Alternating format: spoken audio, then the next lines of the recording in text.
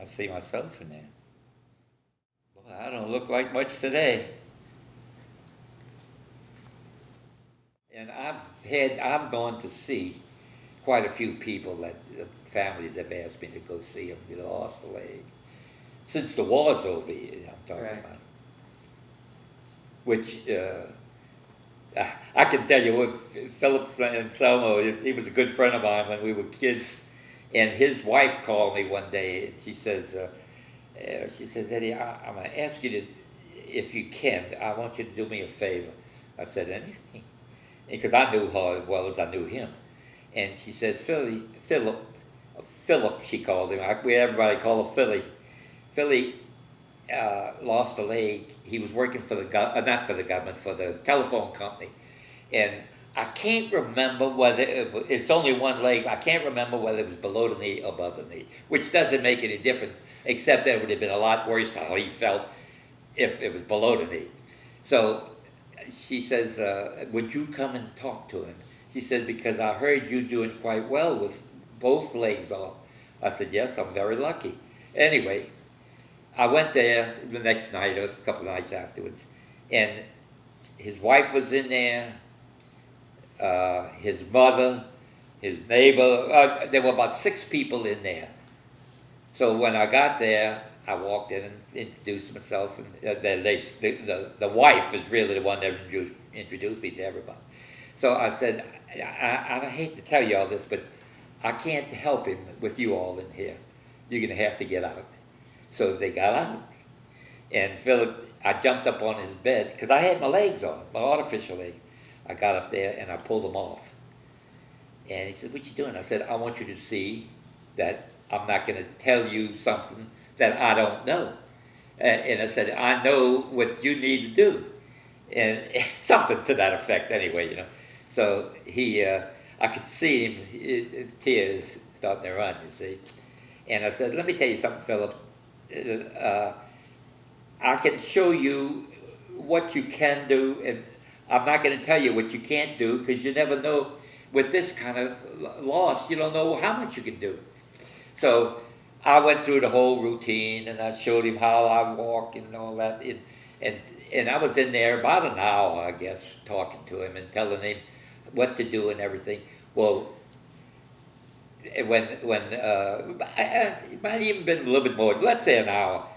So I left then. In fact, she walked down to the car with me because I didn't need help, but I was afraid if I did fall or something, somebody would be there. Anyway, the next day she called. No, about 2 days later she called me. She says, Eddie, you're not going to believe this. He says, you were no sooner gone than we saw a complete change in Philip. She says, yeah, you couldn't have done anything any better. I said, well, I know. I said, I had to tell him what it is and what it isn't. And she says, I know. And he enjoyed, because we used to play ball together here. He says, he remembers you all always had good ball games and that kind of, he says, but seeing you with 2 legs off made him feel silly that he was gonna commit suicide because he couldn't live with one leg. And it was true. This is what he thought. He said, I can't. He was a hell of a ball player too. And he says, if I couldn't play ball, I didn't want to live. And I said, well, he says, you'll still be able to play ball. And I know he did. Now, he wasn't on some of the teams that he would have been on, but he played ball. I met AJ a week before I lost my legs in Germany. I hadn't been over there very long, no, because we trained people.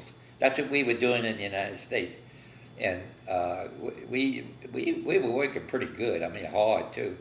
Yeah, we'd get up early and go to bed late, and some of them was so good that you could tell a difference in the education. But we were all very. I could have I could have gone to OCS and become an officer, or go home on furlough and go overseas with the bunch I was with. So I said, I have to get over there. Yeah. And so he said, well, you're not going to be able to go to OC? I said, that doesn't make any difference to me. The difference is I want to be involved in the war, you know. Right. And I was like, nobody, I wasn't putting on a deal or anything, you know. I really meant it because after all this time of training and everything, I got tired of training other people. Right. And boy, we had a good outfit. And my gunner got killed, you know. It came inside, killed him, and took my legs off. Actually, what took my legs off was part of the tank. Right. The tank that blew out. You see, I don't understand how I got out. I don't know why I didn't fall into the tank. Except for one thing, I might have been sitting because you see, the tank commander sits high, and that's the only thing it could have been. And then my gunner was dead in his chair, and the other one was in the tank with me up in the turret there, and he pushed me out. I remember that much. And then I pulled myself to the ground, and I stayed there for about 6 hours. Because Wow. the two in the front didn't get anything, and my loader and myself, there were four of us, but I was on the tank like this. I was on this side, and they were up in the front. And of course, I got to see them quite a bit afterwards, but they thought I was dead. In fact, the one that died, I think one of the first ones that was in our group, he said, I could see you, and the other ones couldn't. And I said, well, Dupe's out. They used to call me Dupe. He said, Dupe's not with us anymore. And then they were staying there because I was there, so they left. But we were in an area where the Germans used to train their officers for artillery. That was the worst thing we could have got into. Right. But and hell, I was about a football field away from their big guns, about that size, and they kept on firing, but I was low enough to the ground, you see. And when they picked me up, oh, I know, I was going to tell you, the building that they were staying, they had pulled back. And the building that they were staying in was the building where the Germans stayed when they were training there. And one of a good friend of mine was up in the window, and he was looking out there, and he all of a sudden he said he saw me move. He said, I just saw Duke move. And the tank commander that was next to me, Pat Hennessy, we were close. And he said, what? And he looked and he saw it. So he took off, and he took his driver with him, a great big fella. He said, come on. And they went downstairs. They were going to get me, you see. Right. So when they got to the down, we had pulled back on the tanks. I don't remember why, because we couldn't have done any good at night anyway. And he told this other fellow, he said, you stay here, I'll go get Duke. I'll see if I can get him. So when he saw me, he says, are you ahead? I said, yeah, I'm ahead. He said, well, wait. He says, I won't help you. I'll go get the medics.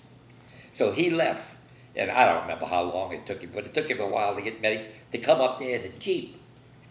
So when they got up there, they jumped out of the Jeep in a hurry, and they gave me instructions on what to do. He said, now we're probably going to hurt you, but he says, it's the only way we can get you out of here. We can't just take our time because they'll kill all of us. Yeah. And that's what they did. And they had a tent, you might have seen them on movies, on the front of the Jeep. They would put the things that you'd put the people that are wounded crossing. Yeah. So they literally just about threw me up there, and then when we got back, by that time I lost consciousness again.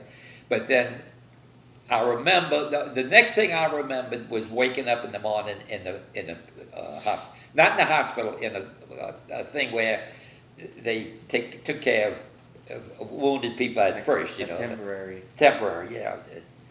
And and I felt great.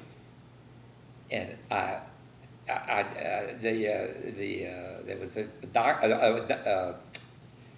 a priest there that was in the on the meeting. He came, he sat with me for a while, and he said, I started kidding with him and everything. He said, "You're a remarkable man." He says, "You just lost your legs and you now telling jokes." And it was a funny thing. I don't know where I got that from, but I'm so glad I did, because that's the same way I felt until today. That losing my legs didn't bother me. I was lucky.